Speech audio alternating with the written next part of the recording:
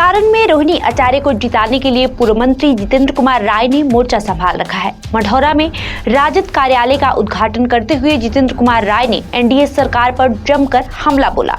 उन्होंने insider live से बात करते हुए कहा कि एनडीए सरकार बिहार में 20 साल से है और केंद्र में 10 साल से, लेकिन 10 साल में इन्होंने जो वादा किया था 2 करोड़ नौकरी देंगे, महंगाई कम करेंगे, किसानों की आय दोगुनी करेंगे, काला धन वापस लाएंगे और 15-15 लाख सबके खाते में आ जाएंगे, ये सारे वादे इनके झूठे निकले। उन्होंने कहा कि एनडीए की सरकार ने लोगों को ठगने का काम किया है। महंगाई अभी चरम पर है। जो गैस सिलेंडर यूपीए की सरकार में 400 रुपए मिलता था तो भाजपा के लोग चिल्ला चिल्ला कर कहते थे कि महंगाई बढ़ गई है, इसे खत्म करना है। आज 1100 रुपए सिलेंडर लोगों को खरीदना पड़ रहा है। 100 से पार पेट्रोल डीजल है, पर यह मुद्दा नहीं है इन लोगों के लिए।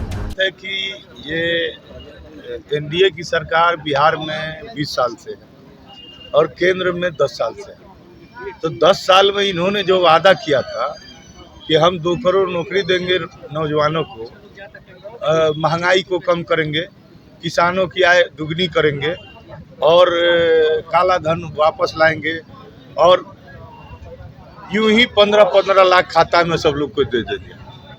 तो ये सारे वादे इनके झूठे निकले। लोगों को ठगने का ये लोग काम किए और जो महंगाई चरम पर है, जो गैस 400 रुपये सिलेंडर मिलता था उस समय में, तो प्रधानमंत्री जी चिल्ला चिल्ला कर बोलते थे कि महंगाई बढ़ गई है, इसको ख़त्म करना है।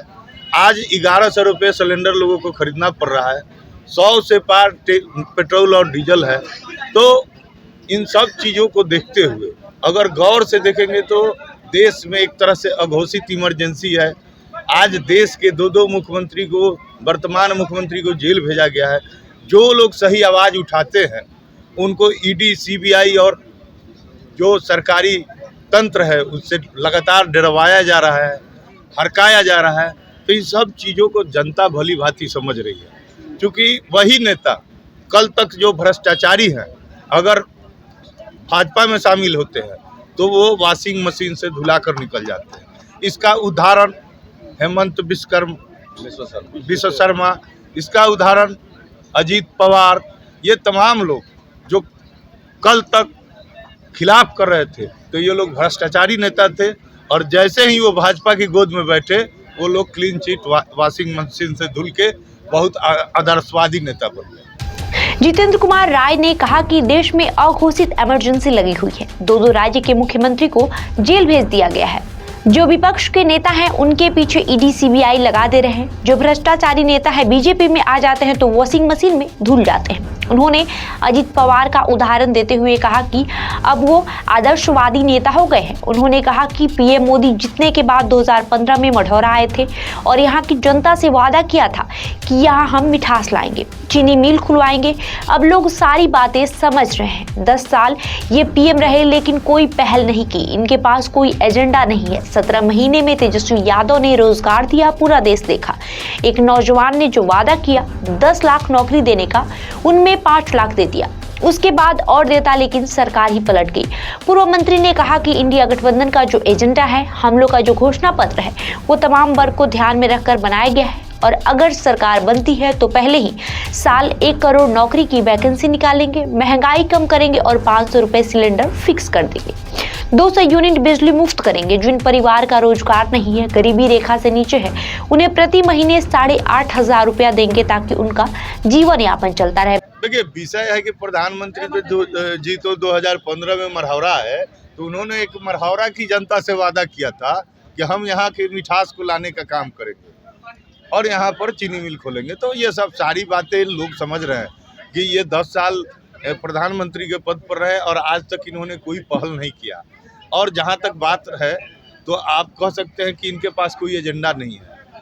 आज के डेट में 17 महीना की सरकार जो हमारी महागठबंधन की चली, हम लोग के नेता तेजस्वी जी ने जिस तरह 17 महीना में 5 लाख लोगों को, नौजवानों को रोजगार, नौकरी देने का काम किया, तो ये पूरा बिहार ही नहीं देश देख रहा है और इसको भली भांति समझ भी रहा है कि अगर एक नौजवान ने वादा किया कि हम हमारी सरकार बनेगी तो 10 लाख नौकरी देंगे, तो 5 लाख नौकरी दे के दिखा दिया।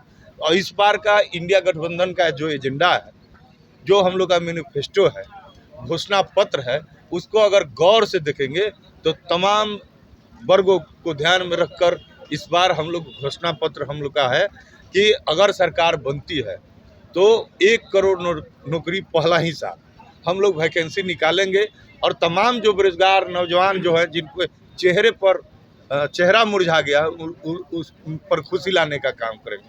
रही बात महंगाई की, तो हम लोग ने तय किया है, इंडिया गठबंधन के नेताओं ने तय किया है कि अगर सरकार बनती है तो हम 500 रुपये सिलेंडर करेंगे। सिलेंडर का दाम 500 रुपये फिक्स कर देंगे, उससे कभी बढ़ेगा नहीं। तो 500 रुपये प्रति सिलेंडर हम लोग देने का काम करेंगे। और जो पहले यूपीए गठबंधन में बीपीएल परिवार को बिजली मुफ्त मिलता था, उसको फिर से हम लोग नए योजना के तहत हम लोग 200 यूनिट बिजली फ्री तमाम गरीबी रेखा से नीचे रहने वाले परिवार को देने का काम करेंगे मुफ्त।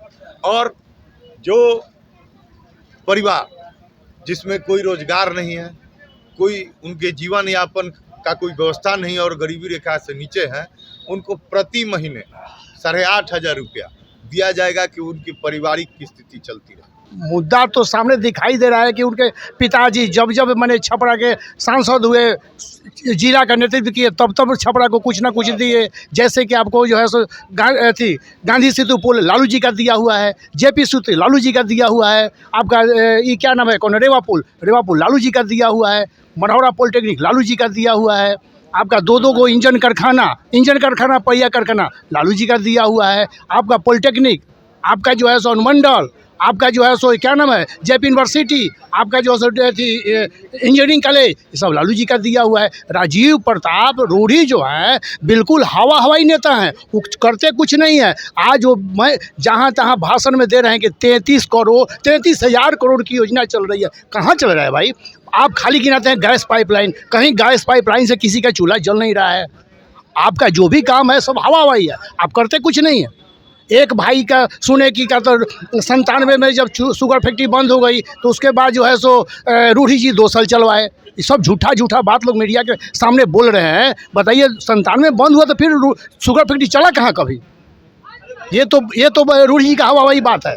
रूढ़ी जी की बात मत कीजिए। रूढ़ी जी के जैसा सांसद तो आज तक हिंदुस्तान को नहीं मिला। जैसे कि जब हवाई अड्डा आए थे अटल जी, तो उन्होंने उनके कंधे पर हाथ रख के बोला था कि ये लड़का बहुत काम करेगा, अटल जी कहे थे। और उस समय इनको उड्डयन मंत्री बनाए, लेकिन उड्डयन मंत्री बनाने के बाद भी जो है सो आज तक छपरा में हवाई अड्डा इनका नहीं बना है। पूरी तरह से सारण का मिजाज स्पष्ट हो गया है।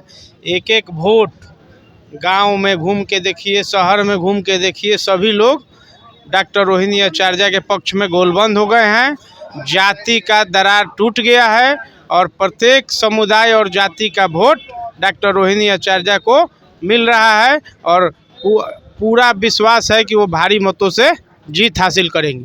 बहरहाल आपका इस खबर को लेकर क्या राय है, हमें कमेंट करके ज़रूर बताएं।